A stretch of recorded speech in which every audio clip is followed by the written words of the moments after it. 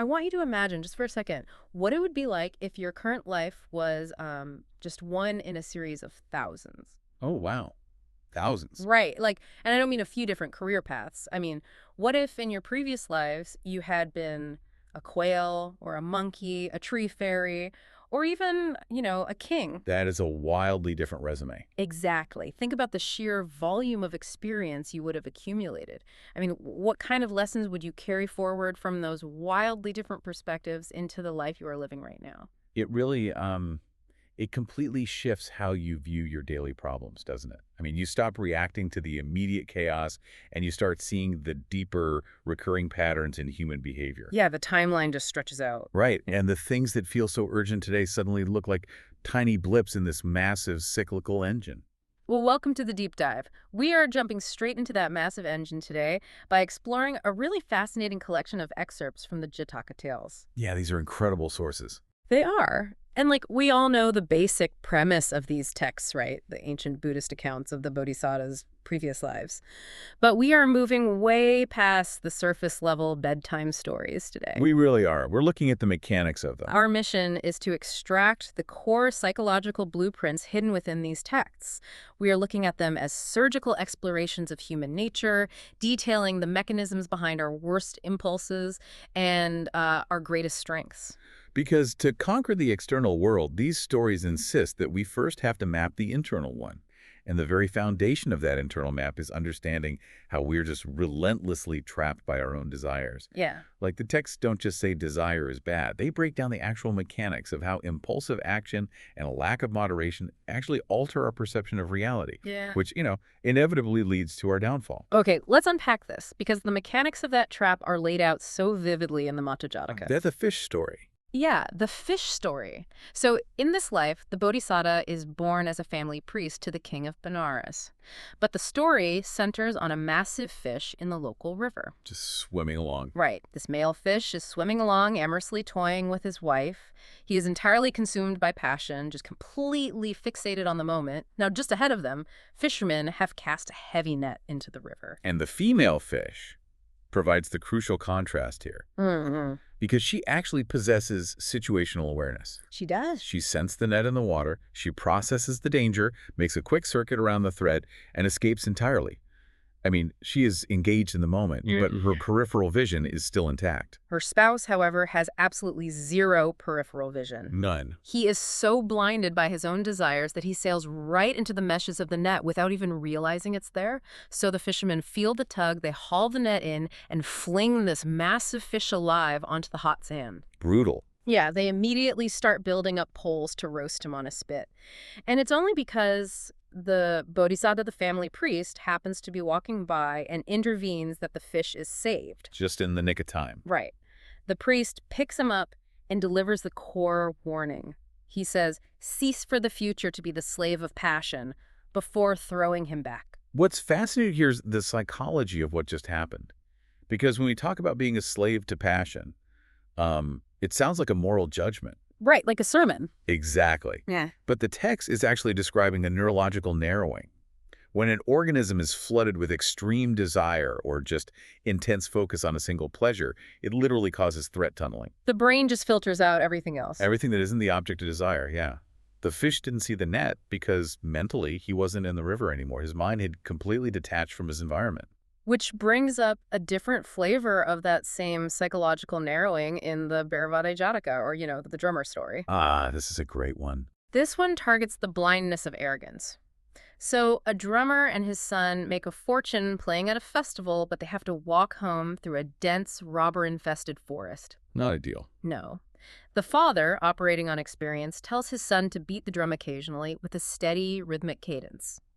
The strategy is to project the illusion of a great lord or a massive army passing through. Right. But the son rejects the strategy entirely. Right. He operates on the flawed logic that if a little drumming is good, nonstop drumming must be exponentially better. More is always better. Right. That's his thought process. Yeah. So he starts beating the drum continuously, as loud and frantically as he can, assuming it will terrify everything in the forest. And the robbers actually do flee at first. But as they listen from a distance, the psychology shifts. They hear this frantic, unchanging, continuous noise. They realize something's off. Exactly. They realize that a massive army wouldn't sound like a single desperate drumbeat. They recognize the sound of someone overcompensating.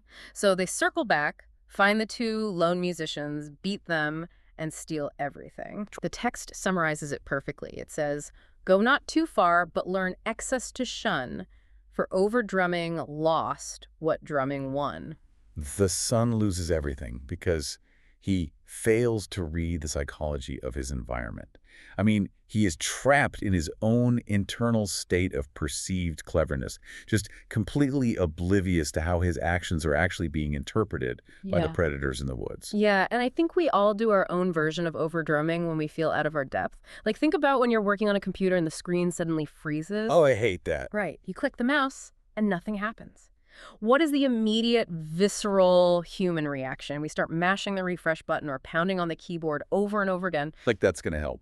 We know logically that mashing the keys doesn't rewrite the code, but we do it anyway. It's the illusion of control. Yeah. When we are faced with helplessness, whether that's a frozen screen or, a dark, terrifying forest, our anxiety demands that we take action. Any action. Just do something. Yeah, the brain would rather engage in useless, frantic activity than sit with the discomfort of vulnerability. But that frantic activity overloads the computer's processor and causes a total system crash. Just as the boy's frantic drumming crashed his illusion of safety. Exactly. In both the fish and the drummer boy, the root cause of the disaster is the total loss of mindfulness. They replace observation with impulse. So if our own internal state, this desperate grasping for control or pleasure, is what actually gets us caught in the net, how do we counteract that? It's clearly not about brute forcing our way through life. No, definitely not. If impulsive action crashes the system, we need a different operating model. Well, the text suggests that genuine resilience requires a very specific combination. You need an unbreakable internal anchor paired with a vast external web of support. Okay. You need the sharp intellect to navigate the immediate threat, but you need the community to survive the overarching storm. Let's start with that internal anchor, because the Panikavuta Jataka, the tale of Prince Five Weapons, illustrates it perfectly. The Bodhisattva is a prince who has mastered the bow, the sword, the spear, the club, and martial arts. Fully loaded. He walks into a forest and encounters an ogre known as Hairy Grip, which is a monstrous creature covered in thick, incredibly sticky hair. The ultimate tar baby scenario. Exactly. The prince fires his arrows. They stick in the ogre's hair. He swings his sword, his spear, his club. They all get instantly absorbed into this shaggy, adhesive coat. The weapons are useless. Out of options, the prince tries hand-to-hand combat. He punches the ogre, and his right hand sticks. He punches with his left, it sticks. Both feet stick. He even tries to headbutt the monster, and his head gets completely immobilized. Oh, yeah. Every physical tool he has is neutralized. And the ogre is fully expecting the standard psychological response here. Predators feed on panic. He expects the prince to beg, to thrash around, to act like prey. Right. But the prince realizes that when physical leverage fails, you have to switch to psychological leverage. So even though he is completely glued to this monster, the prince looks at the ogre and boldly claims that he possesses a sort of adamant hidden within his own body. A bluff. A huge bluff. He tells the ogre that if he eats him, this internal, indestructible weapon will chop his intestines to mincemeat. And the bluff is so audacious and delivered with such absolute conviction that the ogre actually gets terrified and lets him go. That is amazing. The text reveals the sword of adamant is actually the sword of knowledge. See, he reframes the entire battlefield.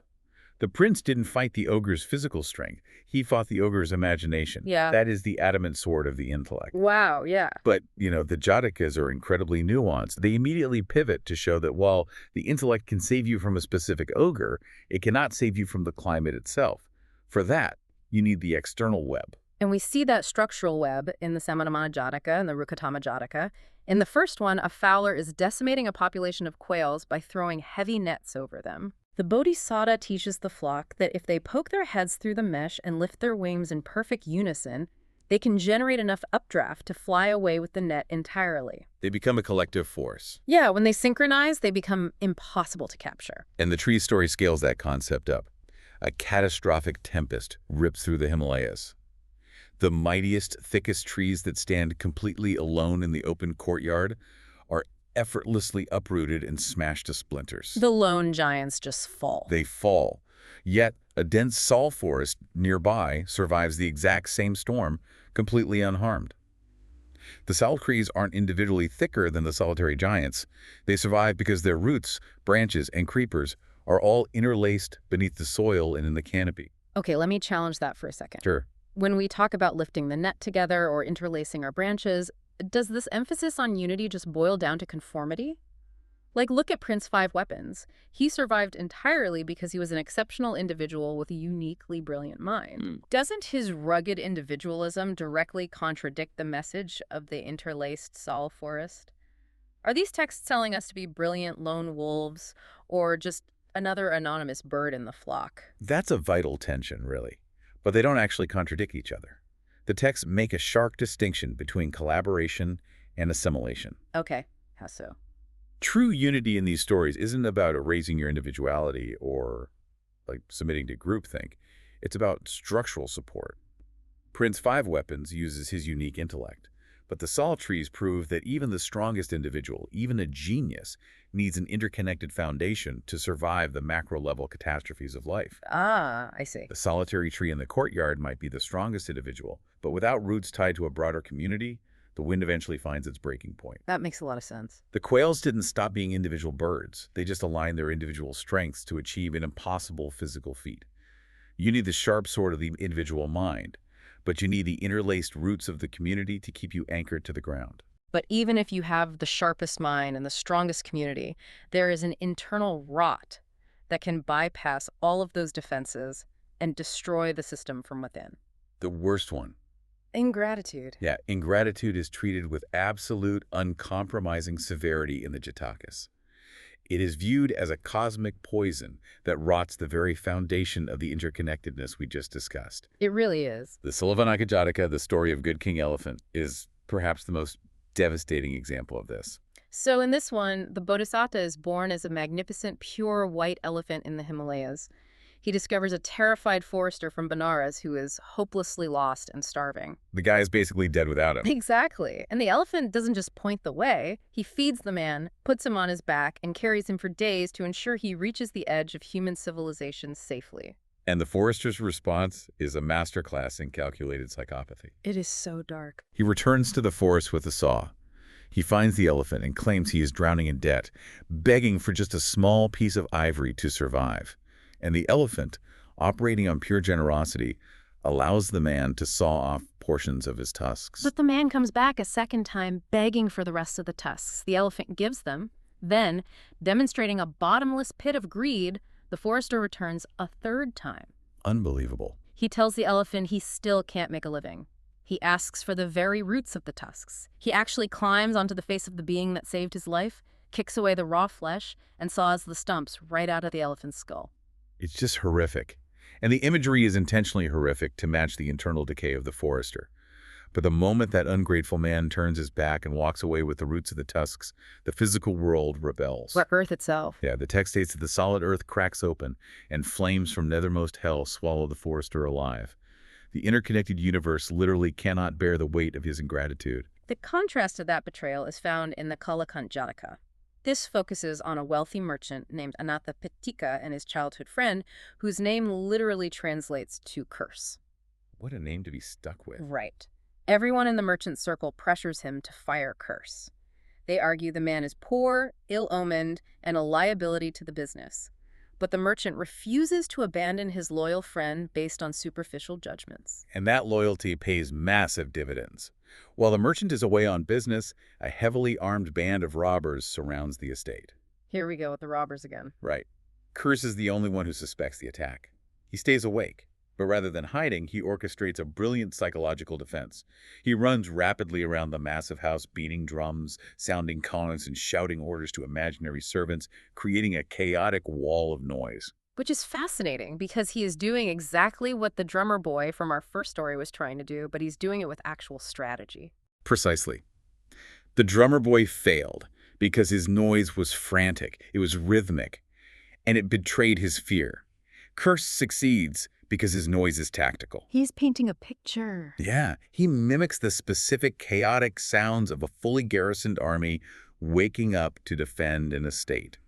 The robbers are entirely convinced they're walking into a slaughter, So they drop their weapons and scatter. Wow. Curse single-handedly saves the merchant's entire fortune.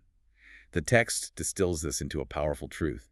It's not the name, but the heart within that makes the man. Here's where it gets really interesting, though. I want to pull us back to the elephant for a second because I have to push back on the mechanics of that story. Okay, wait on me. I fully understand that the forester represents the darkest depths of greed, but why is the elephant so incredibly passive? Why would a wise, powerful being just lie down and let someone saw into his skull? It's a fair question. To a modern listener, that doesn't look like wisdom. It looks like pure victimhood. Good. How does that translate to a blueprint for a well-lived life? If we connect this to the bigger picture, it looks like victimhood if you only view the transaction through a material lens. But within the framework of the Jatakas, you have to look at the Buddhist concept of the perfections. Okay, the perfections. The elephant isn't a passive victim. He is the one completely in control of the exchange. He's engaging in a conscious, ultimate, cosmic transaction. The text specifically notes that the elephant values the tusks of omniscience infinitely more than his physical ivory. So he is operating on an entirely different plane of logic. He's trading temporary physical matter for permanent spiritual enlightenment. Exactly. It is the perfection of absolute generosity. The story serves to contrast pure, transcendent altruism against the self-destructive, bottomless pit of human greed. The two extremes. Right. The elephant gives everything he has and ascends spiritually, demonstrating ultimate detachment. The forester takes everything he can grasp, and the sheer density of his greed causes the earth to collapse out from under him. The elephant's sacrifice amplifies the absolute horror of the forester's ingratitude. It reinforces the core thesis. Loyalty and generosity, like that of the friend named Curse, protect and build the interconnected system. Ingratitude is a destructive force that inevitably consumes the person harboring it. So what does this all mean? We've unrolled the blueprints here. These Jataka Tales act as a mirror, reflecting the same mechanisms that drive us today. Very much so. They warn you about the dangers of threat tunneling, swimming right into the net because you are blinded by passion. They caution against the overdrumming of unthinking, anxiety-driven excess. Yeah. They champion the adamant sword of your intellect and the interlaced structural roots of your community. And they remind you, in the most visceral terms, that true loyalty builds fortresses, while ingratitude opens a trapdoor beneath your feet. We are still dissecting these texts thousands of years later because human nature simply hasn't changed. The scenery is updated, sure, the technology is faster, but the core psychological drives remain identical. Yeah. You still face sticky ogres in the form of complex modern problems where your brute force fails, requiring you to reframe the battlefield. Definitely. You still desperately need your soul forest to weather the tempests of life. And you must constantly guard against being so distracted by your immediate desires that you fail to scent the net in the water. It all comes down to where you choose to direct your attention. Which brings us to a final thought for you to carry into the rest of your week. Let's hear it. Think about the digital environment we all live in today. The algorithms that shape our internet, our social media, our news feeds, they are masterfully designed nets, engineered to catch our impulsive desires and reward our frantic overdrumming. That is so true. They profit from narrowing our peripheral vision. So the question is, how are you actively planting your own digital soul forest? What interlaced roots are you cultivating to protect your mind from being uprooted by this constant artificial storm of distraction? It requires a sort of adamant just to log on these days. It really does. Pay attention to the water around you and beware the sticky ogres.